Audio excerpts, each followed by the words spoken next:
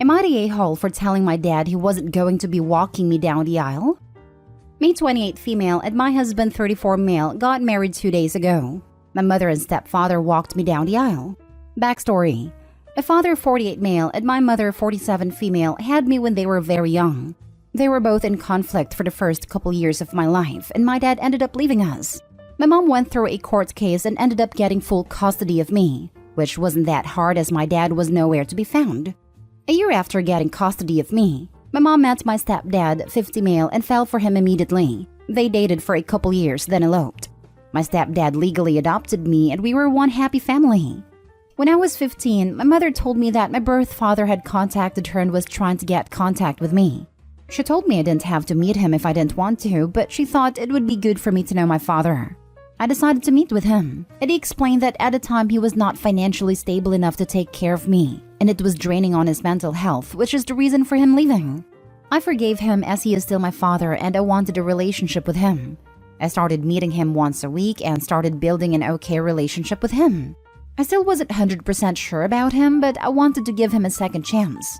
When I went to university, me and my dad grew out of touch a bit, and I would only see him a couple times a year. But I always had a relationship with him. Skip to 3 months ago, my fiancé proposed to me and I was over the moon. I called my mother and stepdad immediately and told them, and they were ecstatic for me.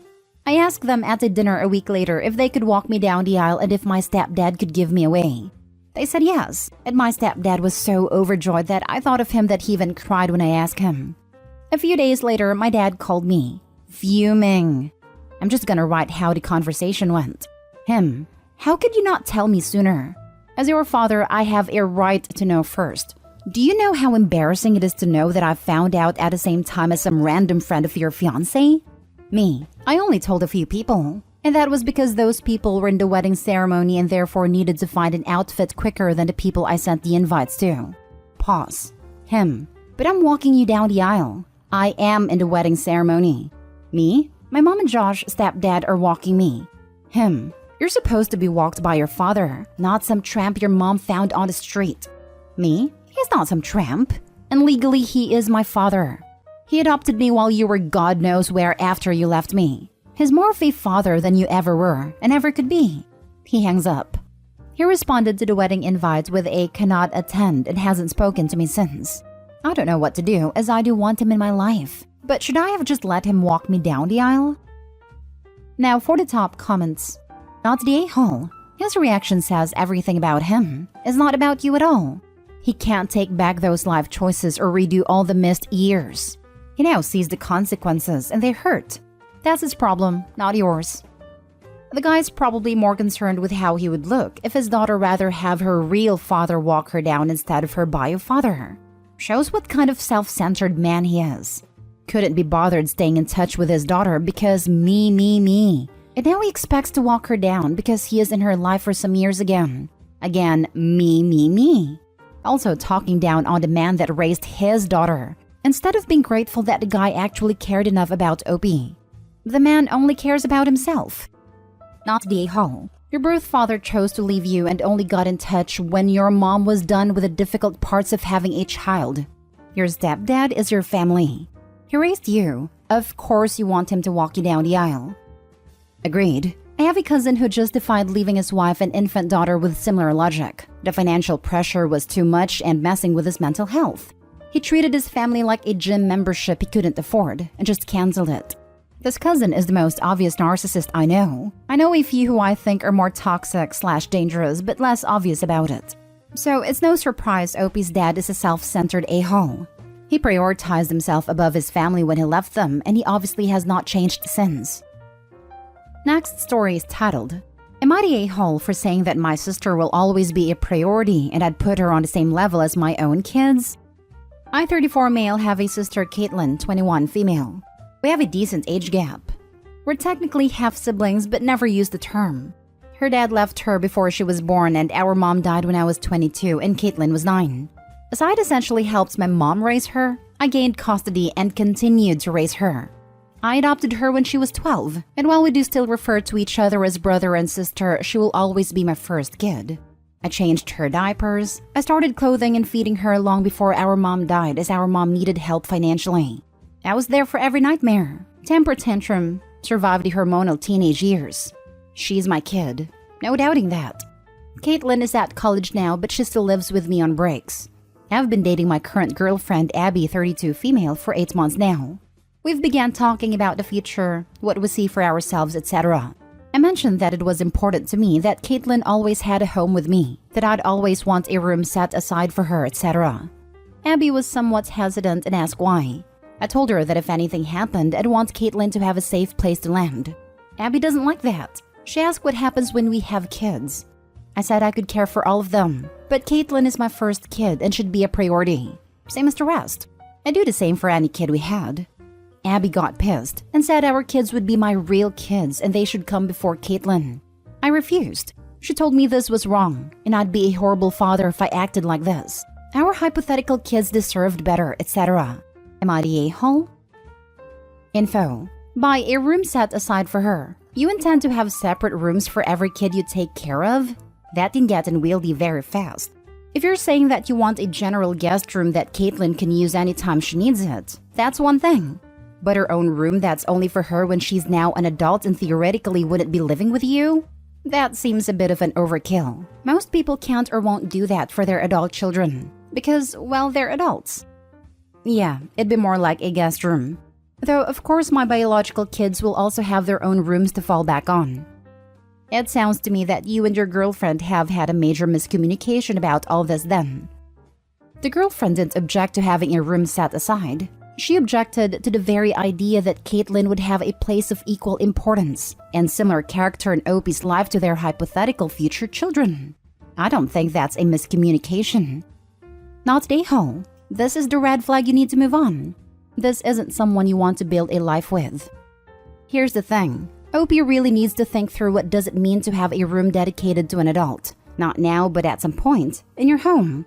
I understand the desire to make sure she always has somewhere to go. But buying a 3-bedroom home is different from buying a 4 or 5 depending on kids and life in general. Many people use bedrooms as offices. At some point, there has to be some sort of reasonable balance and expectation that little sister is responsible for and can manage her own life. I'm still going with the not a-hole because of the whole real kids thing. Particularly in an 8-month relationship. It screams no compassion. However, I still think Opie needs to think more broadly and longer term. Lots of people have guest rooms though. Mine also doubles as a crafting room, etc. But if my adult kid needs it, it will always be theirs. Having a room that can become their space doesn't always look like a dedicated room. Next story. Am I the a-hole for taking back my offer to help with my friend's wedding? Last year, my friend Jess, 35 female, finally got engaged to the man she's been dating for the past 15 years. We live in a high cost of living city and Jess's finances have always been very tight. Her wedding budget was $5,000. It's workable since she works in catering and has connections, and her fiancé's family has a house with a big yard. I offered to take pictures for free. I'm an amateur photographer with a basic gear and a background in photojournalism. I'm not going to be hired to shoot for Martha Stewart's weddings, but I would have provided some nice pictures. Jess turned me down, citing my lack of a wedding portfolio. I thought that maybe she or her fiancé had access to someone with more experience, and I ignored her unusually snotty tone when she said thanks but no thanks. Fast forward to last Thursday, Jess calls me in tears because she does not have a photographer. Neither she nor her fiancé know anyone else, and she doesn't want to count on guests' camera photos. She asked if I can take pictures. I was more than happy to do so at the wedding and reception, but she wanted me to shoot the whole day. Her getting ready, traveling to the venue, the wedding ceremony, and her fiancé leaving the reception. I said I had other commitments that morning, but reiterated that I could show up an hour before the wedding to get some before shots and take photos at the ceremony and reception, including the usual post photos, family, wedding party, etc. She said I could either take photos for the entire day or not bother even coming to the wedding as a guest. She got married this past Saturday and I wasn't there. Am I the a-hole? Now for the top comments. Not the a-hole. She just wanted to use you as a last resort. She didn't consider your feelings or life at all. I don't think Jess is a friend to you. Not the a-hole. You know now where you stand. Do the whole day for free or not at all. Wow. Congratulations for standing up for yourself. Just think of the lack of gratitude and criticism of the pictures you would have taken. You dodged a bullet. I'm so sorry. Huge bullet dodged. Sounds like this was a pretty poorly organized event given that bride was scrambling for something as important as a photographer last minute. Bet there were similar problems with the food and drinks given the low budget and poor planning. Opie saved herself time and gift money by not going to this miserable wedding. I don't think there even was another photographer. The bride probably planned on doing this all along to get free emergency photography from someone who had spent time and money investing in it. Reddit may have skewed my viewpoint though. Not the a-hole.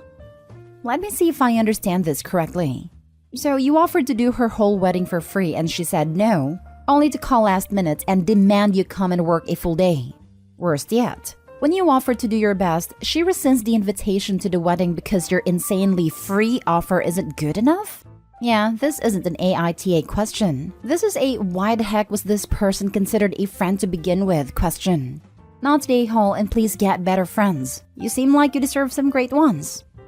This is honestly the one moment of a-holery in all of our years of friendship. You know how stuff like this happens, and when you think back you realize, oh yeah, there was also that time, and that time too. There isn't any of that in our history. Until now, she's been a thoughtful, kind, and a good friend. So it's easy to think the stress might have gotten to her. Well, you're the only one who can decide how important it is to keep her in your life. If it were me and we were really good friends, I'd give her a couple weeks and reach out for lunch. Talk about what happened and how it hurt you. And what's worse is that because of it, you didn't get to share that day with her. See how she responds. But she owes you a huge apology. She might come to her senses and reach out, and she might not. Or she might be too ashamed to reach out. But again, it's really up to you how much you want to put into salvaging the friendship. You're certainly not the a-hole, and you're the one who's been wronged here. I think I'll give this 2 weeks. If she reaches out to me to talk, I'll definitely meet up with her. I'll figure out how I feel about reaching out if I don't hear from her in that time though. Now, for the last story. Am I the a-hole for helping my sister elope and giving her my grandmother's special ring? Some background to help understand the family dynamic. My 22, parents aren't understanding people. Dad, 57, is significantly worse. He thinks his way is the correct way and we always need to learn from him. He's very, very close to his siblings, especially my Uncle Peter, 60, and always likes to take their opinions. I have a sister, Laura, 28. She's amazing, but kind of soft and gets emotional pretty easy. Growing up, my parents were manipulative and borderline emotionally abusive towards her. And I think she also tried to shelter me in a way, so my experiences growing up were quite different from hers. I thought she was just a drama queen and didn't realize until I got older. I'd say mom has changed and tries to be supportive now, but dad's still good old dad. Me and Laura are close, but she's not as close to our parents, especially dad, but she still talks to them. My grams, dad's mom, gave me a ring as a gift for my 18th, which granddad had gifted her a long time back. It's not worth a lot, but definitely a special piece. Okay, now to the issue at hand. A couple years back, Laura went on a date or two with a guy, Harry, 30 I think, but nothing came of it. Fast forward to now, it turns out this guy, Harry, is from a very upper-class family, and Uncle Peter is friends with his dad. I guess at one point, Harry mentioned to him that he went on a date with Laura, and Peter and his wife pretty much lost their minds, trying to get them back together and other nonsense. Meanwhile, Laura's been with Jack, 34, for over a year now, and they're serious. Dad, of course, sat Laura down to convince her that Harry is the one. Also, a side note, it's not like Jack is unemployed or something. He's an attorney and has a good background. I know there was a massive argument between all of them after Laura found out that Dad had literally gone to Jack and told him to leave her. Jack brought up the idea of eloping. I encouraged it, and Laura agreed. Me and a few others from Jack's side helped them set up everything and get a marriage license, and I gave Laura Graham's ring as a happy elopement gift. I did tell Mom vague details on what was going on, but Dad and Peter and company found out a few days ago. It's been a mess since then. Apparently, Uncle Peter's embarrassed and doesn't have face in front of Harry and his family. Dad's upset at me for helping them, but more so because I gave Graham special ring for something like this. He said one of us could have at least told them beforehand and not created the situation now. I won't even get started on what's going on within the extended family. Was I the a-hole for helping them elope and also give Graham's ring away? Some people are saying I shouldn't have brought myself into Laura's drama, and my aunt actually said giving the ring away was the same as stealing it. Am I the a-hole for helping my sister elope and giving her my grandmother's special ring? You are a great sibling, not the a-hole. See, also, am I the a-hole for making sure that at least one member of my sister's family cares about her as a human being and not just a way to consolidate power with another family? Not the a-hole. It was gifted to you. Sounds like a family heirloom, but seeing as Laura is your sister, it stays in the family too. It's way less risky to gift heirloom jewelry to the women in the family. I'll never understand a passing to the male side, and then there's major drama after a divorce. It's also the tradition for a reason. Women were gifted jewelry as a way to run if they needed to. Until recently, jewelry didn't go down in value after it was purchased like modern engagement rings. Women were given jewels because they are light, transportable, and generally considered one of the few things that actually belonged to her. I mean, not they had to help them. They were going to do it anyway, and all people here have been adults for a long time now. Also, the ring is yours and you are giving it to stay in the family, not to someone from the outside. I'm wondering though in which century you are all living, in which a dad tries to arrange a marriage and the only way out your sister and her boyfriend can think of is eloping. I'm assuming because of the names, and no note saying English is not your first language, that you are living in an English-speaking country, so arranged marriages are not a thing. I mean, we live in the 21st century, but my dad and his family probably live in the 15th. They've always been all about status and stuff.